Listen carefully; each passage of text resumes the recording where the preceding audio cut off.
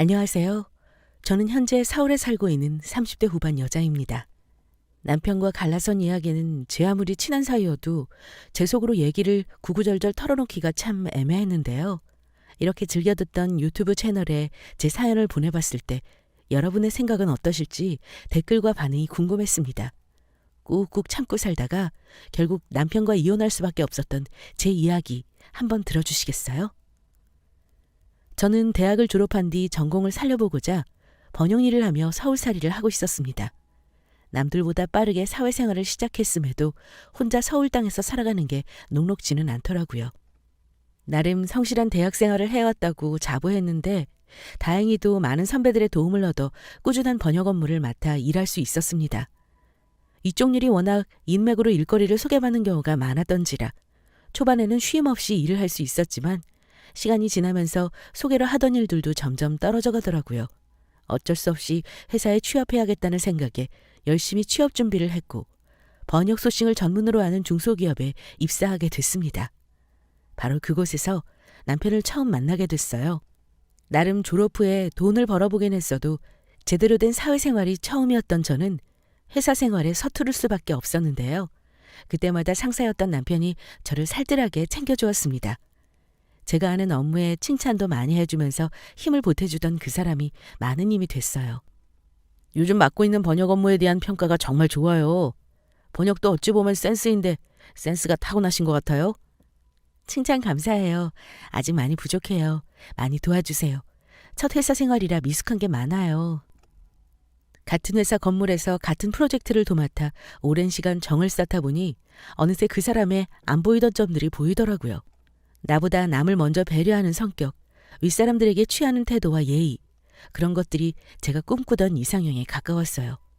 물론 키도 훤칠했고 호감형 인상을 갖춘 멀건 피부까지도 제가 좋아하는 스타일이었죠. 그렇게 서로가 서로를 호감으로 여기며 교감했고 회사 생활 2년차가 되던 즈음부터 저희는 연애를 시작했습니다. 연애하면서도 남편과는 단 한 번의 다툼도 없었습니다. 먼저 시집간 주변 친구들이나 언니들의 일화를 들어보면 연애 시절 보였던 모습이 결혼하면 온데간데 없이 사라진다고들 했었는데 제 남편은 변함없이 저를 아껴주고 배려해줄 것만 같았어요. 이런 생각이 꾸준히 지속되다 보니 자연스럽게 결혼까지 결심하게 됐죠. 믿음직스럽던 남편은 항상 제게 하던 말이 있었습니다. 자기야, 우리가 결혼한다고 해서 지금이랑 달라질 것은 하나도 없어. 나 믿지? 그냥 빨리 자기랑 가족이 되고 싶어. 우리 부모님도 자기 좋아하시잖아. 나도 마찬가지야. 여자 혼자 서울 올라가서 아등바등 살아보겠다고 하는 거 안 그래도 우리 부모님도 걱정이 많으신데 차라리 결혼이라도 서두르면 좀 걱정을 더실 것 같기도 해. 저희 연애가 대학생들의 풋풋한 연애라기보다는 결혼을 전제로 하고 있던 연애였던지라 양가 부모님에게 소개받는 자리도 빨랐고 자연스럽게 결혼까지 꼴이나는데 전혀 문제가 없었어요. 사실 남편의 서글서글한 성격이 저희 부모님에게 큰 점수를 따기도 했고요.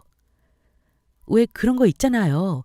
내가 아무리 사랑하는 남자라고 해도 결혼을 결심하기에 긴가민가 하던 찰나에 부모님의 전폭적인 지지가 더해지면 제 결심도 더 굳건해지는 그런 느낌요. 제가 그랬던 것 같습니다. 그렇게 순탄했던 결혼 준비 기간에 저희의 큰 고민은 따로 있었습니다. 주로 제가 먼저 그 고민을 남편에게 털어놓았었죠. 근데 자기도 알다시피 우리 집 형편이 그리 좋은 것도 아니고 요즘 서울집 값도 너무 올라서 신혼집에 대한 고민이 많이 들어. 예전처럼 남자가 집을 해온다 이런 시대도 아니잖아. 이 부분을 같이 고민해봤으면 좋겠어. 에이, 그런 걸로 너무 고민하지 마. 무리해서라도 신혼집을 구하려면 구할 수 있겠지만 내 생각도 당신이랑 같아. 우린 아직 젊으니까 작은 전셋집이라도 시작하면 되지 않을까? 물론 남편도 철부지 같은 스타일은 아니라 이런 고민 얘기를 할 때마다 함께 진중하게 생각해보고 대화를 나눌 수 있는 스타일이었는데요. 제게 부담을 덜어주려는 듯 본인도 방법을 생각해보겠다고 했습니다.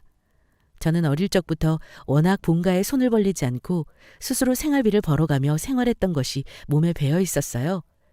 어릴 적 아버지가 하시던 사업 때문에 집안이 기울어진 뒤로 형편이 좋은 상황은 아니었고 두 분 모두 저에게 어떤 것도 물려주시거나 보태주실 만한 여유가 없었거든요. 오히려 시집이라도 가서 계속 직장 생활하고 가정을 꾸려나가는 것을 보여드리는 것만으로도 물질 그 이상의 효도를 하는 것이라는 생각으로 살았습니다. 그러나 많은 분들이 공감하실 테지만 끝을 모르고 치솟는 서울집값 앞에서는 어쩔 수 없이 저도 무너지게 되더라고요. 그렇게 집 문제만 빼고 어느 정도 결혼 준비에 대한 큰 그림은 거의 그려졌을 때쯤 남편이 저에게 제안하더군요. 이번 주말 시간 괜찮으면 우리 집에 한번 가자. 엄마가 할 얘기 있대. 어머니가? 갑자기 무슨 일로? 그냥 우리 결혼 준비하는 거 잘 되고 있는지 궁금하시기도 하고 자기한테도 할 말이 있나 봐. 제 느낌엔 그때 당시 남편은 어머니가 어떤 제안을 하실지에 대해 대충은 알고 있는 눈치였습니다. 다만 자세히 얘기는 해주지 않았고 제 입장에서는 무지 궁금할 수밖에 없었죠. 어머니는 오래전 남편을 잃고 홀로 아들, 딸을 키워내신 분이었어요. 도매시장에서 의류업을 하시며 밤낮 없이 새벽일로 벌이를 하며 고생도 많이 했다고 들었습니다. 덕분에 조금은 예민해 보이는 인상과 누가 봐도 강한 느낌의 분위기를 풍겨 저도 처음 배웠을 때는 적지 않게 당황했던 기억이 있네요.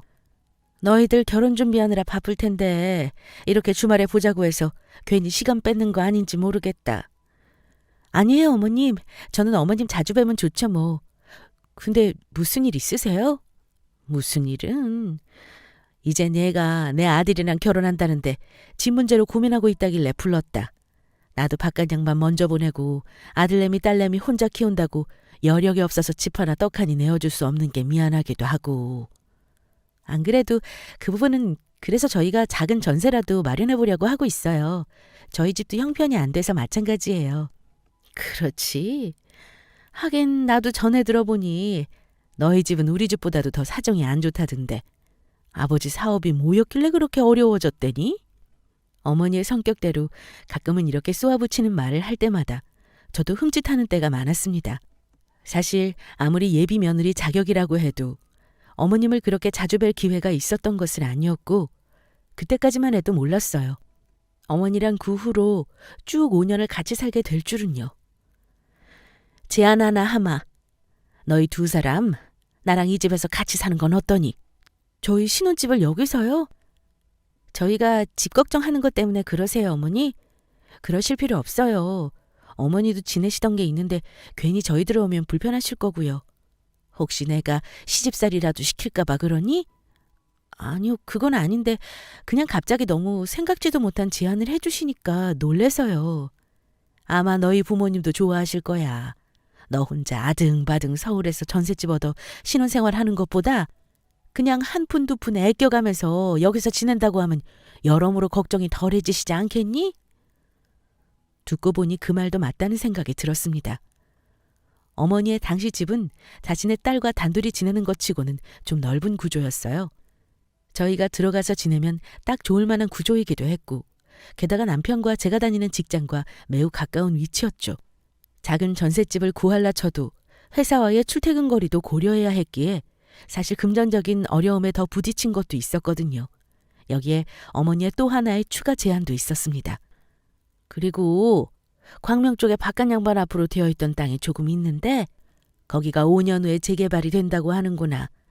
다 늙어서 내가 그거 쥐어 뭐 하겠니? 그냥 아들 딸들 나눠주고 마는 거지. 그거 너희들 독립할 신혼집으로 줄 테니까 그때까지만 같이 지내면 좋잖니. 돌아가신 아버님 이름으로 된 땅이 재개발이 되면서 5년 후에 아파트 입주가 가능해진다는 제안은 사실 많이 매력적이었습니다. 이렇게까지 우리 부부의 미래를 걱정해 주시고 챙겨주시려는 어머님의 제안을 거절하는 것도 도리가 아니라고 생각이 들었어요. 사실 선택지가 없기도 했고요. 남편도 옆에서 고민하는 저를 거들었습니다. 엄마 말대로 하자. 우리 결혼해서 애라도 생기면 엄마랑 같이 살면서 좀 도움도 얻을 수 있고 좋잖아. 자기가 생각했던 것보다 훨씬 더 좋은 점이 많을 거야. 그건 그런데 내가 잘할 수 있을까? 서울 올라와서 쭉 혼자만 살아왔어서 적응을 잘할지 좀 걱정도 돼. 어머님의 아가씨까지 같이 지내는 거잖아. 내 동생 내 말이면 껌뻑 죽어. 걱정 마. 우리 엄마도 TV에 나오는 그런 시어머니 행세 안 할 거고 내가 장담해. 그리고 자기 나랑 같이 계속 일하면서 회사 생활 할 거잖아. 집에서 부딪힐 일도 거의 없겠구만 뭘. 사실 얼마 전까지만 해도 그 집에는 어머니 혼자 지내시고 계셨는데 어쩐 일인지 저희 결혼이 다가올 때쯤 아가씨도 어머니 집으로 들어오더라고요. 취업 때문에 그렇다고 해서 흘려들었던 기억만 있었지. 그렇게 5식구로 살게 될 줄은 꿈에도 몰랐습니다.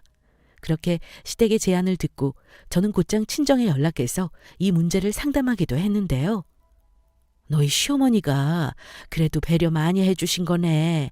우리가 되려 미안하구나. 사돈이 얘기하는 대로 5년 정도 같이 지내면서 정도 쌓고 하면 좋을 것 같아. 너희들 살집 마련해주겠다고 그렇게 발벗고 나서는 시댁에 요즘 세상 어디 있니?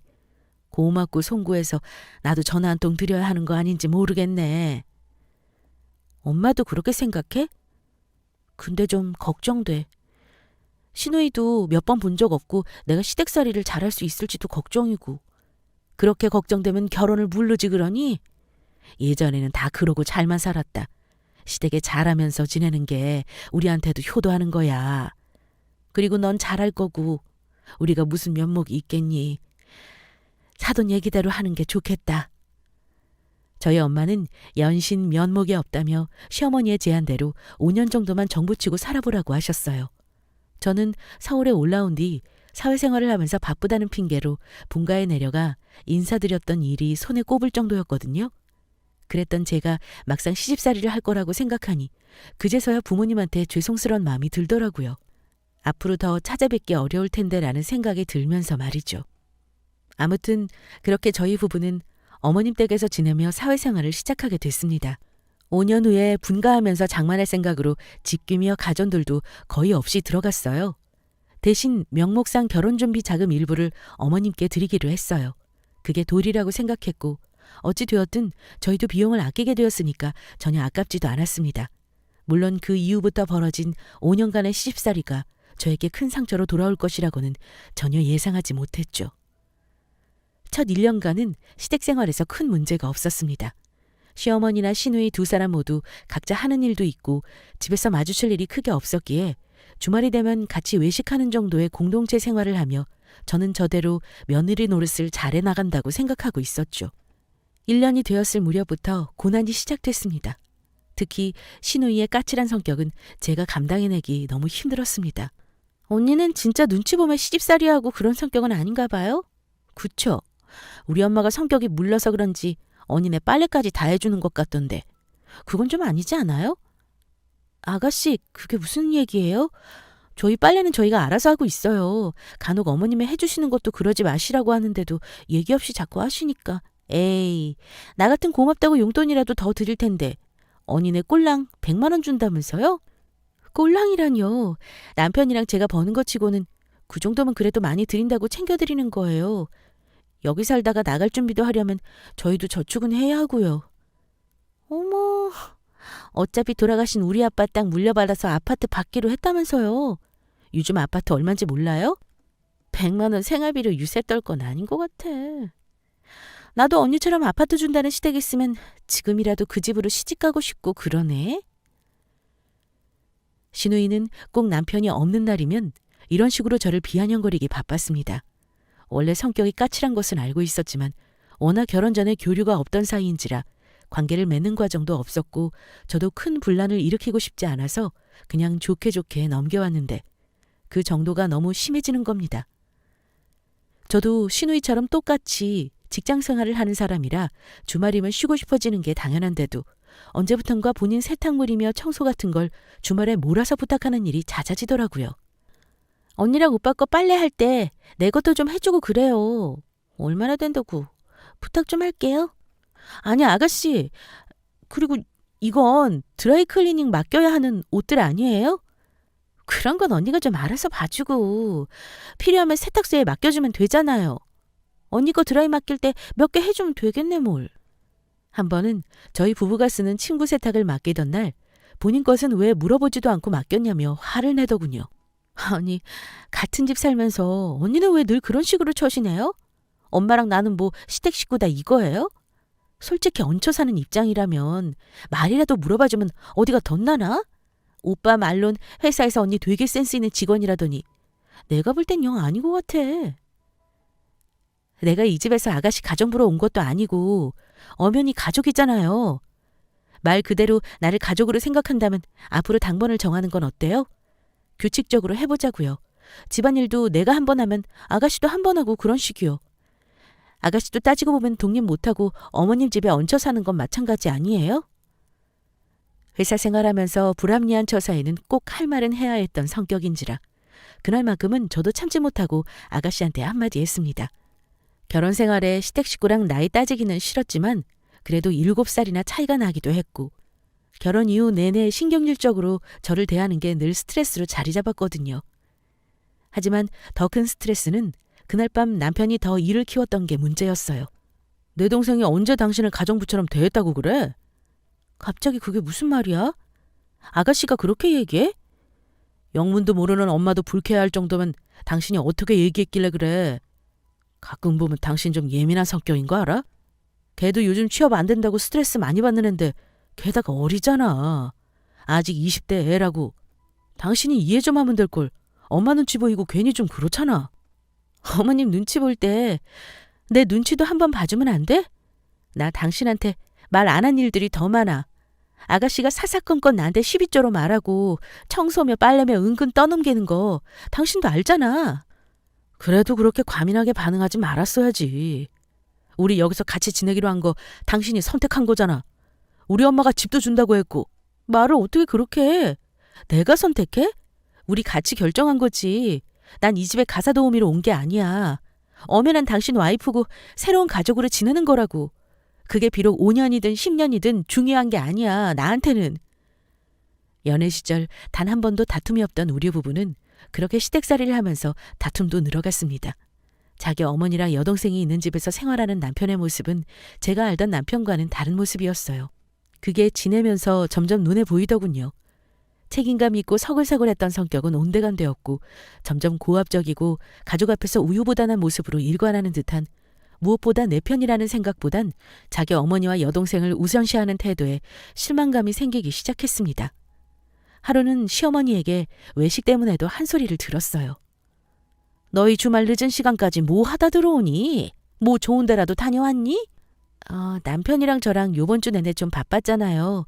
둘이 밖에서 밥 먹고 영화 한 편 보고 오는 길이에요. 가만 보면 너가 가정교육이 잘못된 건지 물색 없이 구는 건지 보통 주말 저녁 외식 한번 할라치면 네 시애미한테도 같이 드시겠냐 여쭙기라도 하는 게 예의 아니니? 우리 아들도 원래 그런 애가 아니었는데 너 만나면서 애가 가족은 안중에도 없더라. 네가 둘만 나가 먹자 그랬니? 어머니 그렇게 얘기하시면 섭섭해요. 저도 어머니 가족이에요. 며느리잖아요. 그리고 제가 이 사람 꼬셔서 둘만 먹자고 한 적도 없고요. 식당이며 영화며 다 이 사람이 예약해 준 거예요. 어머니랑 아가씨 생각 못한 건 죄송해요. 그니까 내 말이 그 말이야. 보통 이런 경우면 네 남편한테도 얘기해서 집에 혼자 있는 시애미도 생각해서 같이 먹자라든지 그런 말이라도 하는 게 보통 며느리들 아니겠니? 너는 그런 한 끗이 늘 부족한 것 같다.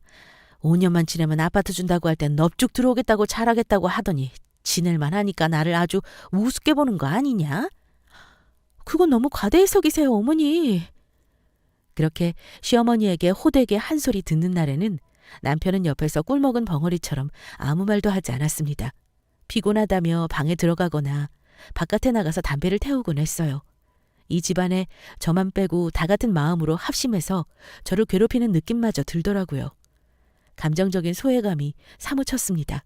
게다가 시댁에서 지낸 지 3년차가 될 때쯤 아이가 안 생기는 거에 대해서도 계속해서 스트레스를 줬습니다. 오늘 내 친구 손주 돌잔치 다녀오는 길이다. 어찌나 곱고 귀엽든지. 나 빼고 주변 다들 할머니 소리 듣는다고 난리야. 예전처럼 여러 키워 고생하는 시대도 아니고 하나나 둘 낳아서 오순도순 지내는 게 좋아 보이던데 너희는 어째 여즉 소식은 없니? 저희가 아직 회사에서 한창 일하고 있기도 하고요. 더 배울 것도 많고요. 얘가 일하기를 고집하는 거겠지. 우리 아들이 얼마나 애들을 좋아하는지 모르는구나. 어릴 때부터 장가가면 아들, 딸 하나씩 낳는 게 꿈이라고 하던 놈이다. 내가 볼 적에 너가 뜻이 없어서 그런 것 같구나. 뭐 이해는 한다. 요즘 여자들이 어디 애 낳고 싶어 하겠니? 바깥에서 일하고 싶어 하지? 노력해 볼게요, 어머니. 저희도 계획이 없는 건 아니에요. 너희 친정이 예전에 사업 실패도 겪고 어려움이 많아져서 내가 화목함을 덜 느껴 그럴 수도 있겠다 싶어. TV에서 보니까 그런 경우도 많다더라. 네 표정 보면 가끔 어딘가 모르게 그늘이 느껴질 때가 있어. 그런 소리 듣지 않니? 사실 자녀 문제는 우리 부부의 문제이기도 하고 저희가 아예 계획이 없었던 것도 아니었어요. 하지만 은근한 말들로 저를 탓하시는 것 같은 시어머니의 얘기들이 시시때때로 전해지니까 그것도 너무 힘들더라고요. 게다가 친정이 덜 화목해서 그렇다는 등의 말씀들은 자기 전에도 꼭 한 번씩 더 생각나서 저를 괴롭게 했습니다. 그래서 그랬는지 저는 회사 생활하며 출퇴근하는 평일이 너무 좋았습니다. 결혼 이후 조금씩 변해가는 남편에게선 모든 걸 위로받지 못했고 오로지 직장에 가서 일하는 것이 시어머니와 시누이에게 떨어져 있는 유일한 시간이었거든요. 오히려 주말이 되면 괴로웠어요. 온갖 집안일과 눈칫밥으로 힘들었기 때문이죠. 시댁살이에 가장 황당했던 일을 꼽자면 욕실 리모델링 사건을 빼놓을 수가 없습니다. 같이 지내면서 항상 볼멘 소리로 욕실 리모델링을 좀 해야겠다고 하시던 어머니의 말을 종종 듣곤 했는데요. 시어머니의 생일이 다가오던 어느 날 남편에게 말했습니다. 이번 어머니 생일에 우리가 욕실 리모델링 해드리면 어떨 것 같아? 그거 하려면 비용이 꽤 들걸? 아이, 좋은 아이디어이긴 한데 엄마 생일 선물로 욕실 리모델링은 좀 아니지 않아? 왜? 어머니께서 하고 싶어 하셨잖아. 말씀만 하시고 아직 안 하신 거면 비용 부담도 되셔서 그랬던 이유도 있을 테고. 내 생각엔 그냥 그 정도는 자기가 좀 해드려. 엄마나 여동생도 그럼 당신한테 더 고마워하고 잘해주지 않을까? 나는 지금 우리가 같이 하자는 건데 그걸 내 돈으로 하라는 얘기야? 그럼 당신은 뭐 하게? 난 그냥 따로 용돈이나 좀 드리지 뭐. 솔직히 욕실 리모델링 같은 거 엄마가 하고 싶어 하는 거 눈치챘으면 그냥 나 몰래 해주지 그랬어. 난 들은 게 없어서 몰랐어. 그렇게 엄마가 원하는지도 눈치 못 챘고. 그럼 난 그걸 내 돈으로 해드려야 할 이유는 뭔데? 당신 말 좀 이상하게 한다. 아니야, 어차피 엄마가 우리한테 좀 있으면 아파트 줄 거 아니야. 그게 돈이 얼만데 욕실 리모델링 좀 해주는 게 그렇게 아까워? 우리도 같이 쓰잖아, 어차피. 사실 저는 시댁에 지내면서 욕실 제대로 맘 편히 써본 적도 없었어요. 우리 부부만 사는 집도 아니고 제가 맘 놓고 목욕이라도 제대로 할 수가 있었겠나요? 오히려 그냥 제 개인 통장 돈으로 그 정도는 해드려도 되지 않냐며 훈수두는 남편이 너무 얄미웠습니다. 같은 말이어도 제 생각은 눈꼽만큼도 안 하고서 본인 가족들 편에서만 생각하고 있다는 게 보이니까 너무 화가 나더라고요. 그리 넓지 않았던 욕실은 간단한 리모델링에도 수백만 원이 들었습니다. 결국 남편 말대로 독립할 때 증여해 주실 아파트를 생각하며 제 개인 저금 통장을 깨고 욕실 리모델링을 해드렸습니다. 어머 언니, 그래도 공짜 넣은 돈이 좀 있었네. 역시 우리 집 5년 가까이 살면서 이런 거 해주는 거 처음 아니에요? 아가씨, 진짜 같은 얘기를 해도 말을 그렇게 해요? 아니, 내가 틀린 말 했어요? 언니 맨날 개인주의였잖아. 빨래며 청소며 우리 엄마가 얘기 안 하면 절대 손도 안 대는 스타일. 맞죠? 네, 그렇게 생각하세요. 이제 이렇게 투닥거리며 한 집 생활 할 날도 얼마 안 남았는데 좀 잘 지내요, 우리. 그래서 말인데 나도 내년에 결혼하는 거 알죠? 언니가 내 집안 살림 준비하는 거 좀 봐주고 주말마다 나랑 좀 같이 다녀주면 안 돼요? 이런 거 친구들이랑 보기도 좀 그렇고 엄마랑 다니기엔 너무 스타일 올드하고. 곧 결혼을 앞둔 시누이가 본인 혼수 살림 준비하는데 조언을 구한다며 주말마다 같이 시간을 내달라는 것이었습니다. 자기 눈에 거슬릴 때는 그렇게 달려들더니 본인 아쉬운 일 있을 때는 늘 이렇게 살뜰히 부탁하는 스타일이었어요. 저는 거절하기 어려운 상황이었고 이 일마저 따로 나가 살면 부딪힐 일이 없겠지 하는 생각에 수락했습니다. 남편은 왜 가만히 있었냐고요? 남편 눈에 이런 상황들이 그저 자신의 가족들과 아내가 서로 화목하게 지내는 모습이라고만 생각했던 것 같습니다. 내 아내가 성공적인 시댁살이를 위해 노력한다 이거겠죠. 그렇게 결혼 준비에 한창이던 시누이는 와중에 임신까지 하게 됐습니다. 손주를 노래 부르시던 시어머니는 식도 올리기 전에 생긴 아이 소식에 집안의 축복이라며 시누이를 극진히 여겼고 집안의 모든 케어는 주말만 되면 저의 몫으로 돌아오게 됐어요.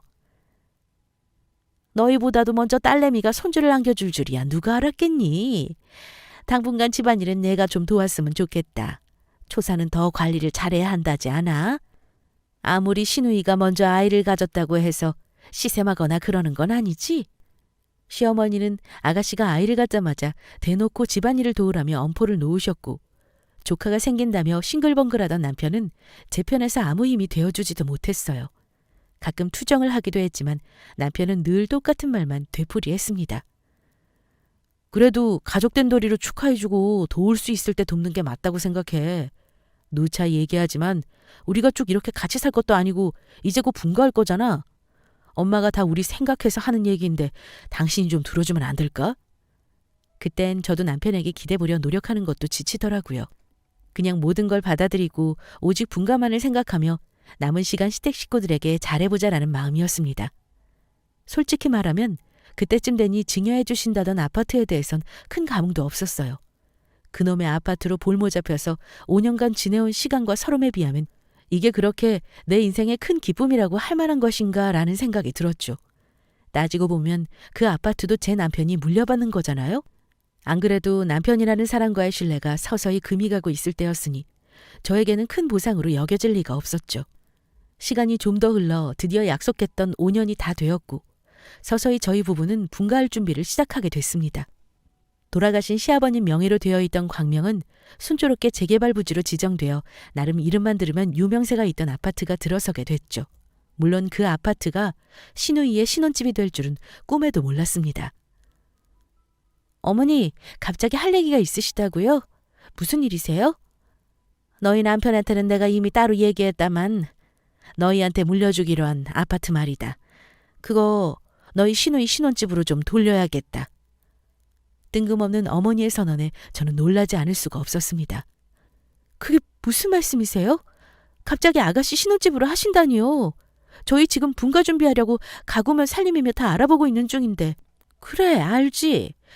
그치만 너도 알다시피 하나밖에 없는 내 딸내미 아이까지 생겨가지고 예비 사이도 그렇고 어린애들이 변변한 집 하나 장만 못하고 있는 게 아니냐? 그나마 너희는 여기 지내면서 모아둔 돈이라도 좀 있고 둘 다 어느 정도 자리 잡고 벌이하는 애들이니 걱정은 없잖니. 아무리 그래도 그렇죠, 어머니. 이렇게 갑자기 혼자 결정하시면 어떡해요? 무엇보다 저희한테 주시기로 하고 5년을 같이 지내며 살았잖아요. 저희는 어머니가 하자시는 대로 다 했는데 이제 와서 이러시는 게 어디 있어요? 근데 듣자 하니 나도 좀 섭섭하구나. 넌 나한테 아파트를 맡겨놓았니? 내 아들은 지 불쌍한 여동생한테 신혼집으로 넘겨준다는 거 가지고 별말 없이 잘 따라주더니 역시 넌 남의 집 자식인 걸 이렇게 티를 내는구나. 그럼 여태껏 이 집에서 산 게 오직 그 아파트 때문이었다는 거니? 나도 내 말 듣기 좀 거북하구나. 말 그대로 어머니가 저를 진짜 가족으로 생각하셨다면 이렇게 독단적으로 결정하진 않으셨을 거예요. 그리고 최소한 5년간 저에게 버릇처럼 얘기하시던 집 준다는 얘기를 하신 건 어머니였잖아요.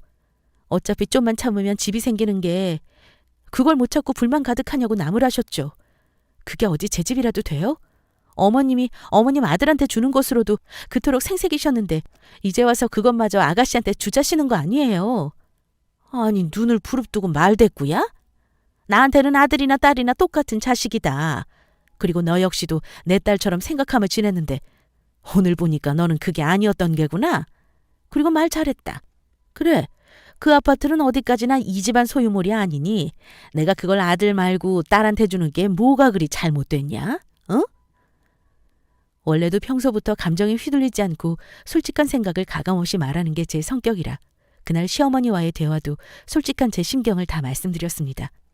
저를 딸처럼 여기셨다는 시어머니는 5년 내내 알게 모르게 눈치 주기 바쁘셨고 시누이는 저를 가정부 대하듯 여기며 같은 핏줄이 아닌 타인이라는 이유만으로 갑질 아닌 갑질을 해대기 바빴던 게 사실이었거든요. 곧장 이 사실을 이미 알고 있었다던 남편에게도 따져 물었습니다. 당신 어머니가 아파트 아가씨한테 주기로 했다는 거 진짜로 알고 있었어? 엄마가 며칠 전에 얘기해서 알고 있었지. 근데 왜 나한테 아무 말도 안 했어? 왜 이 집안 사람들은 나 빼고 자기들끼리 다 결정하냔 말이야. 나한테는 그냥 통보만 하면 끝인 거야? 안 그래도 당신한테 얘기해 주려고 했는데 이렇게 펄쩍 들 게 뻔하니까 내가 엄마한테 직접 얘기하시라고 했어. 나도 당신 이러면 가끔 무섭다. 알아? 본인이 전달하면 내가 화낼까 봐 그 나이에 엄마 바지가랑이 붙잡고 대신 얘기해달라고 했을 남편의 모습을 떠올리니 화가 더 치밀었습니다. 저를 아주 성격 이상한 와이프로 내몰았을 생각하니 머리끝이 쭈뼛 서더라고요. 그래서 당신은 어쩌자는 거야? 그 아파트 아가씨 신혼집 주고 나면 우리는? 난 이대로 여기서 더 이상 못 살아. 우리도 나가. 그냥 전셋집이라도 얻든지 하자고. 나가긴 어딜 나가. 솔직히 엄마랑 같이 살면 우리도 좋은 점 많지 않아? 난 솔직히 차라리 잘 됐다고 생각했는데 이참에 그냥 여기서 엄마랑 같이 살면 안 돼? 그게 할 소리니? 차라리 잘 됐다고? 나 5년 동안 눈칫밥 먹으면서 결혼 생활한 거 옆에서 못 봤어? 나 밤늦게 퇴근하면 가족들 깰까봐 현관문에서부터 까치발 들고 슬금슬금 들어와서 제대로 씻지도 못하고 잤어. 내 옷 한 벌 살 돈이면 어머님이랑 아가씨 기분 맞춰주려고 선물 하나를 더 사면 더 샀지 내가 하고 싶은 거 제대로 하면서 산 적 단 한 번도 없었어. 근데 이 상황에서 당신이 어떻게 그런 식으로 말해? 당신이야말로 그 아파트 못 받는 게 그렇게 분하고 억울한 거야? 내가 지금 아파트 하나 때문에 이런다고 생각해? 난 그렇게 생각이 드네. 처음 결혼했을 때랑 지금 당신이랑 너무 다른 모습이야. 낯설기까지 해.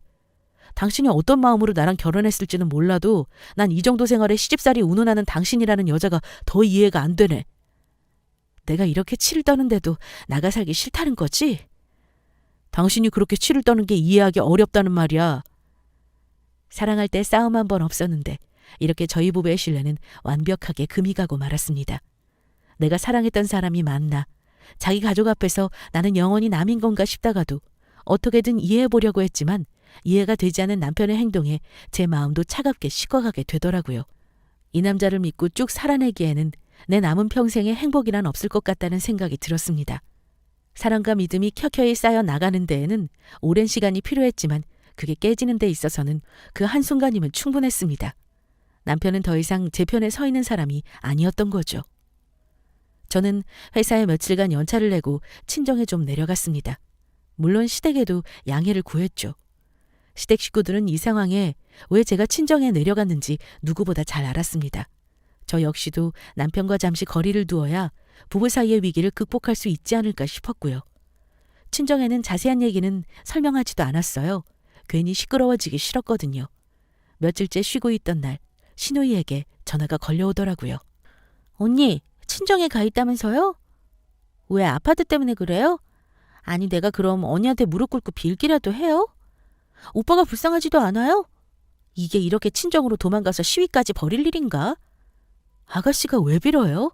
어머니가 더 필요한 자기 자식한테 물려주는 건데 제가 무슨 권리로 그걸 참견하겠어요.